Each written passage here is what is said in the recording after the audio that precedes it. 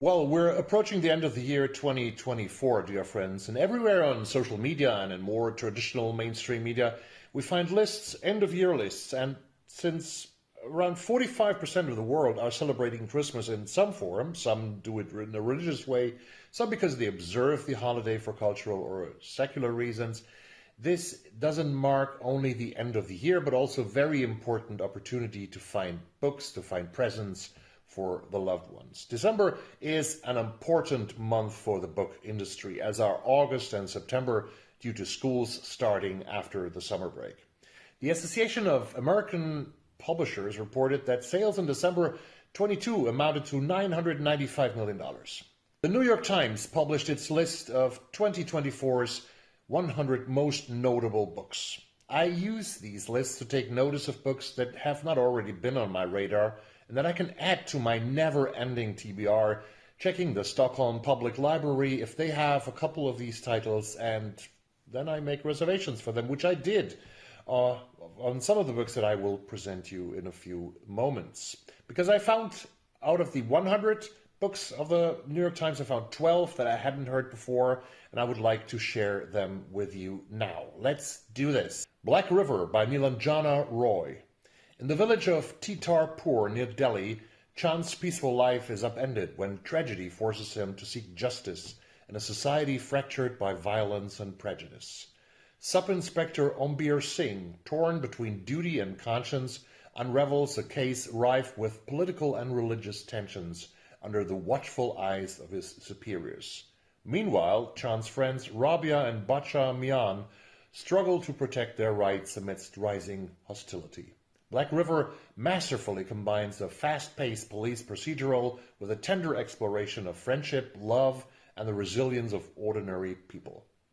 Nilanjana Roy is an Indian journalist and literary critic. She debuted in 2012 with The Wildings, a novel about a clan of cats in Delhi. She even published a sequel to that one called The 100 Names of Darkness, and some collections of essays. A Film in Which I Play Everyone by Mary Jo Bang. Inspired by David Bowie's playful idea of portraying every role in his autobiography, Mary Jo Bang crafts a vivid collection of poems that explore identity, memory, and the messy intricacies of life. The speaker moves through love, ambition, and loss, confronting dark thoughts and searching for meaning in the seemingly insignificant moments that linger. With sharp, cinematic imagery and poignant reflections, these poems delve into the universal struggle to find one's voice. A Film in Which I Play Everyone is Bang's most provocative work yet, blending humor and introspection with emotional depth. Well, Mary Jo Bang is now a 78-year-old American poet who has taught at Columbia University, at Yale, and the famous Iowa Writers' Workshop. She lives in St. Louis, Missouri. Forest of Noise by Mossab Abu Toha.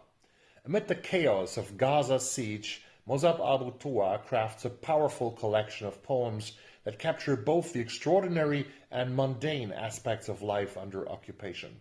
From air raids to tender family moments, his words illuminate the resilience of a community caught in relentless conflict. Memories of his grandfather's oranges intertwine with stark realities of displacement, offering glimpses of beauty amidst destruction. Forest of Noise is a searing testament to human endurance and an urgent call to witness the unthinkable through the lens of art. Mossab Abu Toha was born in 1992 in the Al-Shati refugee camp. In 2017, he founded the first English library in Gaza, the Edward Said Library. He's a poet, essayist, and short story author. In November 2023, he relocated from Gaza to upstate New York to keep his family safe. My favorite thing is Monsters, Volume 2 by Emil Ferris. In this highly anticipated sequel, young Karen Reyes continues her investigation into Anka Silverberg's mysterious death amidst the political unrest of 1968's Chicago.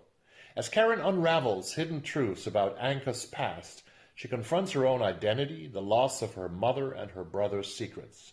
Blending Gothic imagery with deeply emotional storytelling, Ferris weaves a tapestry of interconnected lives and historical resonance in this graphic novel. My favorite thing is Monsters Volume 2 is a visually stunning and emotionally profound conclusion to a groundbreaking graphic novel series. Emil Ferris was born in Chicago in 1962. She is a writer, a cartoonist, and designer. At age 40, she was bitten by a mosquito and got the West Nile virus, which resulted in paralysis from the waist down. During her recovery, she began her work on her first graphic novel, which is called My Favorite Thing is Monsters, which now has found its sequel. And a very interesting book, I think. Shred Sisters by Betsy Lerner is the next one on my list. Amy Shred, cautious and studious, lives in the shadow of her charismatic and erratic sister Olivia, who struggles with bipolar disorder disrupt their family. Spanning 2 decades, Amy navigates academia, publishing, and turbulent relationships, while Olivia's unpredictability forces constant re-evaluations of their bond. Through heartbreak and resilience, the sisters discover that no one loves or hurts you more than family. Shred Sisters is a bittersweet exploration of sisterhood, mental health, and the complexities of self-acceptance. Betsy Lerner is a writer and literary agent who has been working in the book business for more than 30 years. She has an MFA in poetry from Columbia University, and Shred Sister is her first novel at 64 years, which gives me hope that I still can do my debut novel within the next 2 years. Smokings by Jamal Mayfield is the next book I want to mention here. After his cousin's murder, activist Nate Evers takes justice into his own hands, targeting descendants of hate crime perpetrators in an act of vigilante retribution. Alongside his friends, he confronts systematic racism and personal loss, but their mission spirals out of control when they face dangerous enemies. Pursued by a white supremacist leader and a corrupt lawman, Nate must reckon with the cost of revenge. Smokings is a gripping noir thriller that examines race, grief, and the thin line between justice and vengeance. Someone Like Us by Dina Mengestu is a title that I also want to mention here. When Mamouche returns to Washington, D.C. after the death of his mentor, he faces long-buried family secrets and his own troubled memories. His marriage faltering, he embarks on a journey across America to unravel the mystery of his father figure Samuel's life and death.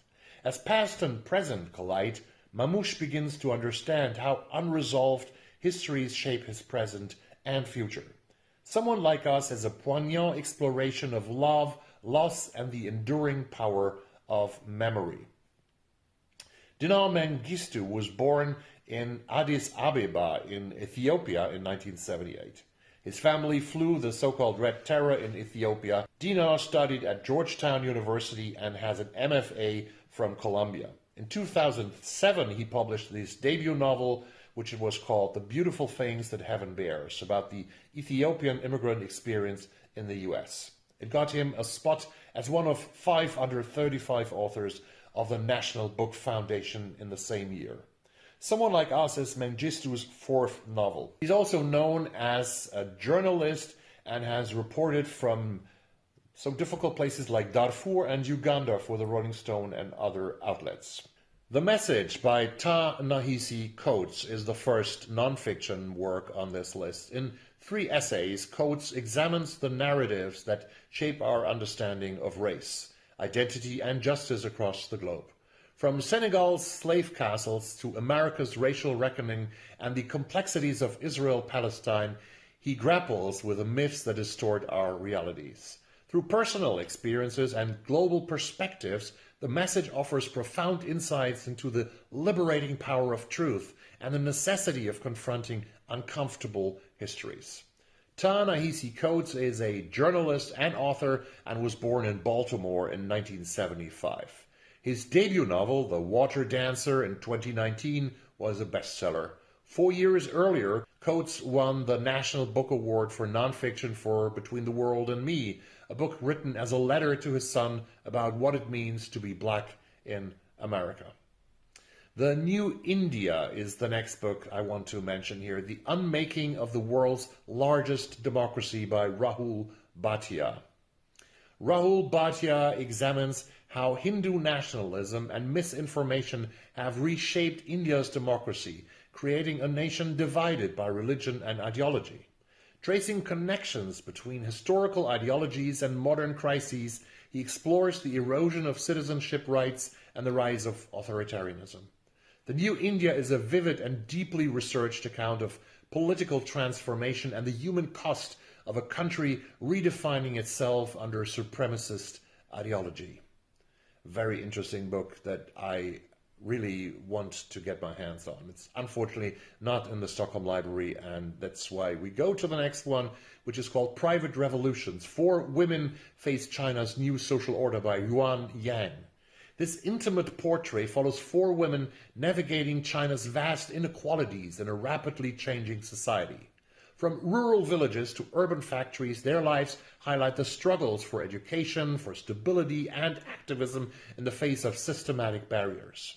Through years of meticulous reporting, Private Revolutions captures the courage and resilience of women fighting for a better future in modern China, revealing the unseen human cost of the country's economic transformation. Yuan Yang is a Chinese-British journalist born in 1990 in China. She moved to the UK at age 4, studied at Oxford University. She serves as the China correspondent for the Financial Times.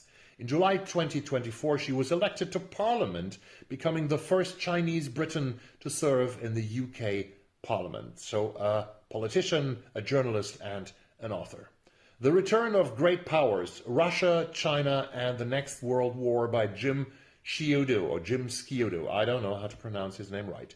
Jim Sciutto examines the resurgence of global superpowers, marking the end of the post-Cold War era. From Russia's aggression in Ukraine to China's growing influence, he reveals the new dynamics of geopolitical tension and also their implications for global stability. The Return of Great Powers is a timely, incisive exploration of a world on the brink of profound change, where the threat of conflict looms large, really, really large. Sciutto was born in 1970. He has a bachelor degree in Chinese history from Yale, and he worked for PBS, and currently he is working for CNN as a chief national security analyst and also as the anchor of CNN Newsroom with Jim Sciutto, which I have never seen because that's why I don't know how to pronounce the name. The Return of Great Powers is his 4th book. Excuse me, Jim. Stolen Pride, Loss, Shame, and the Rise of the Right by Ollie Russell Hochschild is the 12th and last book on my list. Ollie Russell Hochschild investigates how economic loss and cultural upheaval have fueled political anger in America's heartland. Through years of interviews in Appalachia, she reveals how pride and shame are weaponized in populist movements. We saw one winning the presidency, turning personal pain into collective rage. Stolen Pride is a deeply empathetic and insightful look at the emotional narratives shaping modern America, offering a hopeful vision for bridging divides and fostering understanding. Ollie Russell Hochschild was born in Boston in 1940. She was a professor of sociology at Berkeley from 1970 and onwards. She is the author of several books, the first being The Managed Heart, Commercialization of Human Feeling in 1983, and then, before Stolen Pride, she published Strangers in Their Own Land, Anger and Mourning on the American Right, which apparently also was a finalist for the National Book Award in 2016. Did you find anything new on that list, on the 100 most notable book list, and what was it for you? Tell me in the comments down below and help me, please help me grow this channel by subscribing to it, and see me in another video very soon with another list that I am exploring and sort of curating for you. Thank you very much, and bye-bye.